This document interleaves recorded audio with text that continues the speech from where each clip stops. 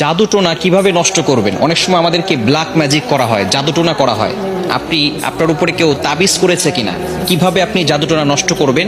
কারো কাছে যেতে হবে না, আপনি ঘরে বসেই নিজে নিজে এই জাদুটে নষ্ট করতে পারবেন। বিশেষ করে আমাদেরকে সতর্ক থাকতে হবে। অনেক সময় আমরা বিভিন্ন মানুষের কাছে যাই এবং আমরা সেখানে গিয়ে বলি, আমাকে একটু হাজিরা করে দেখেন যে আমার ভিতরে কোনো জিন আছে কিনা।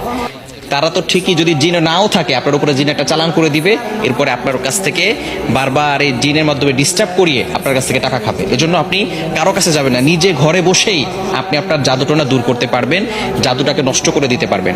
বর্তমান সমাজে ম্যাক্সিমাম সময় দেখা যাচ্ছে যে আত্মীয় স্বজন, একেবারে কাছের মানুষগুলো আপনাকে জাদুটোনা করে আপনার জীবনটাকে নষ্ট করে ফেলবে। অনেক সময় দেখবেন কিভাবে বুঝবেন? আপনি অনেক সময় অসুস্থ হয়ে পড়ছেন, কিছুই ভালো লাগে না, ঘরে ভালো লাগে না, দোকানে ভালো লাগে না, ব্যবসায়িক প্রতিষ্ঠানে ভালো লাগে না, অথবা ব্যবসায় বারবার লস হয়ে যাচ্ছে, অথবা সংসারে কোনো শান্তি নাই, স্বামী স্ত্রীর ভিতরে ঝগড়া হচ্ছে, অথবা কোনো মেয়ের বিয়ে হচ্ছে না।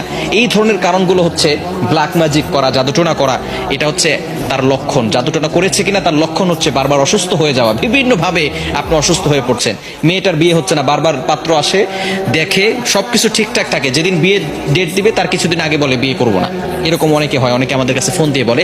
এটা হচ্ছে ব্ল্যাক ম্যাজিক, জাদুটোনার একটি অন্যতম লক্ষণ। এরকম লক্ষণ যদি আপনার ভিতরে থেকে থাকে, তাহলে আপনি জাদুটোনা কিভাবে নষ্ট করবেন আজকে বলে দিব। আপনারা খুব সুন্দর করে প্র্যাকটিক্যালি দেখাবো ইনশাল্লাহ।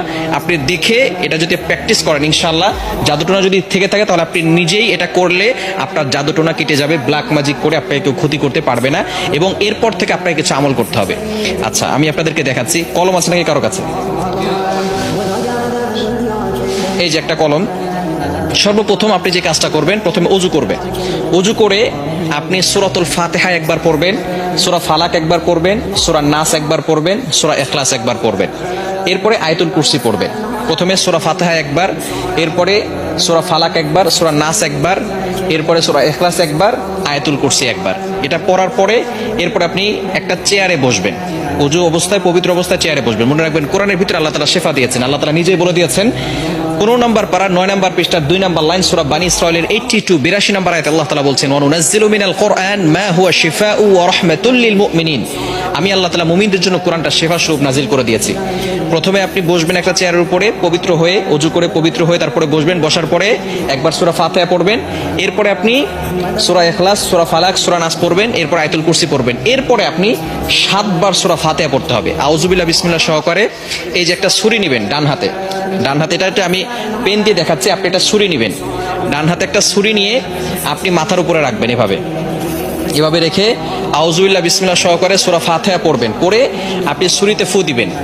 ছুরিতে ফু দেওয়ার পরে এরপরে